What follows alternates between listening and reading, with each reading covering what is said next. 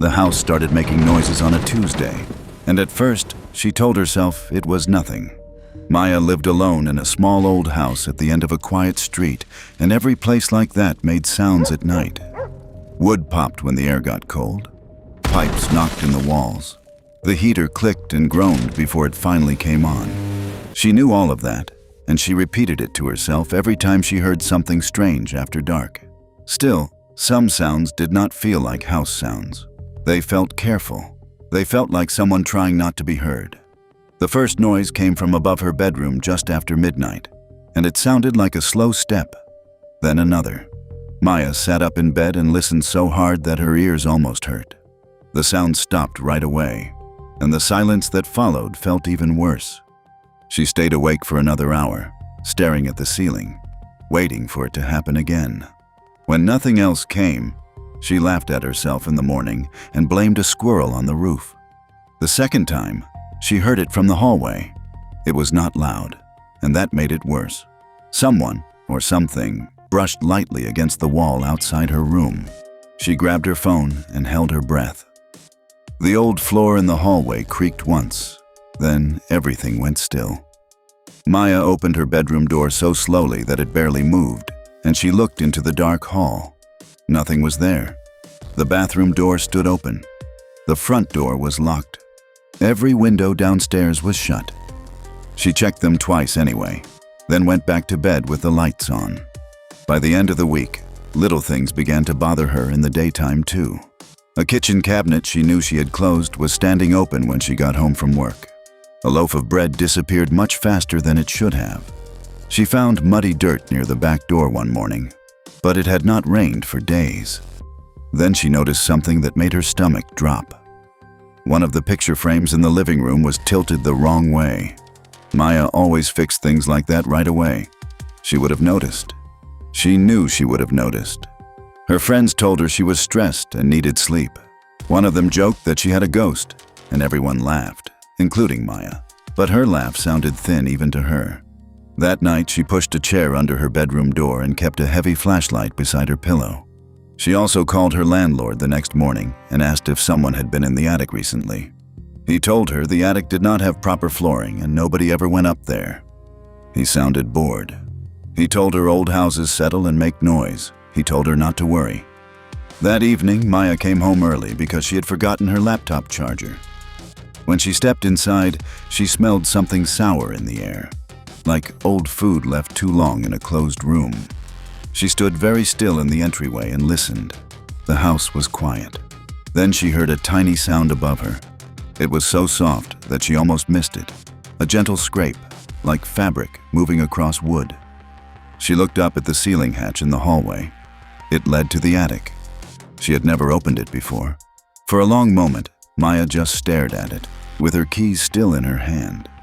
The smell seemed stronger there. She told herself to stop being stupid. She told herself to get the charger and leave. Instead, she dragged a chair into the hallway and climbed up until her face was level with the hatch. Her hands were shaking so badly that she nearly dropped the flashlight when she pushed the panel aside. Dust fell into her hair. The attic was black, thick black, the kind that felt solid. Maya lifted the flashlight and swept the beam across insulation, wooden beams, and stacks of old boxes left by some past tenant. At first, she saw nothing else, and she almost felt relieved. Then the light moved farther back, and it caught a shape pressed low behind the boxes. Someone was up there. Maya froze so fast that pain shot through her legs. For one awful second, she could not make sense of what she was seeing. It was a man, thin and filthy, crouched in the dark with his knees pulled to his chest. His eyes reflected the light in a flat, animal way. He did not blink. He just stared at her like he had been staring for a long time already. Then he smiled. Maya fell off the chair and hit the floor hard enough to knock the air out of herself. The flashlight rolled away, spinning wild circles of light over the hallway walls. Above her, she heard fast movement, heavy and sudden, no longer trying to stay quiet. She scrambled backward on her hands and feet, choking on panic, and saw the attic hatch swing wider open. The man dropped down halfway, hanging from the opening with both hands. He was smiling so wide that it looked painful. His clothes were stained and torn, and his bare feet were black with dirt. Maya tried to scream, but the sound came out broken. She kicked the chair toward him, jumped up, and ran for the front door. She got outside, slammed the door behind her, and kept running into the street before she finally looked back.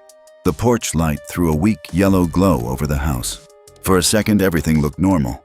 Then the curtain in her upstairs bedroom moved.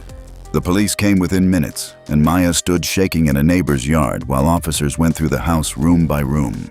They found food wrappers in the attic, dirty blankets, empty bottles, and a little nest made from stolen clothes. They found footprints in the dust and scratch marks near the vent above her bedroom.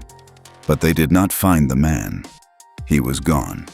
One officer asked if she was sure she had really seen someone. Maya looked at him with a face so cold that he stopped talking. She knew what she saw. She knew that smile. She knew that for days, maybe weeks, someone had been above her ceiling, listening to her sleep, waiting for her to leave, coming down when she was gone, eating her food, touching her things, walking through her house like it belonged to him. She did not go back inside that night. She did not want her clothes, her phone charger, or anything else. None of it mattered anymore. The house had changed in her mind. Every room felt poisoned. Every shadow felt occupied. Her neighbor let her sleep on the couch, though sleep never really came. Every time the old fridge hummed or the floor settled, Maya jerked awake with her heart hammering. The next morning, the police called and told her they still had nothing. No clear prints, no name, no nearby report that matched him. They said he was probably a drifter who found an easy place to hide. They said he was likely gone for good. Maya wanted to believe them. She really did. That afternoon, she met her landlord at the house to collect a few things.